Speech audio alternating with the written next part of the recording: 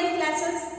So today we are going to learn the first chapter in the 7th class, that is physical quantities and measurement. So in 6th class you learned about the 4 physical quantities. One is the time, one is the length, mass and temperature.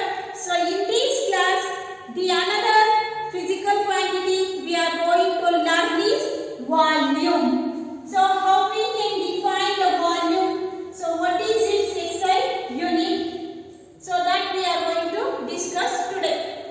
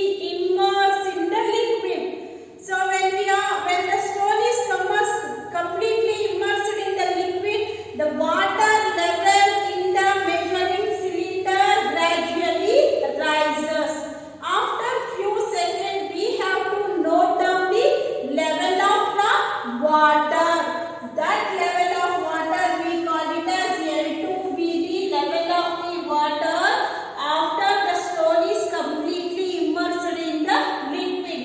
Now the level of the water in the beaker is 305 ml. Okay. So the next step is we have to take the difference of these two. If you take the difference of L2 minus L1 means that will going to give the volume of the irregular object that we have considered now. So the next is volume of stone. Volume of stone is equal to L2 minus L1. So we have to take the difference of L2 be the level of the water after the stone is immersed, that is 305. Okay. So L1 be the volume of the liquid before the stone is immersed in the liquid. So here is 300. If you take the difference, the value we get is 5 ml. 5 ml is the volume of the stone, irregular object. But actually, some solid object means we will not express in milliliters. We have to express it either in a meter cube or in a centimeter cube. So we know that one relation, 1 milliliter is equal to 1 centimeter cube. From this relation, I can write, so 5 ml is equal to 5 centimeter cube. So this is the volume of the liquid, volume of the irregular object that we have found out by volume liquid displacement method.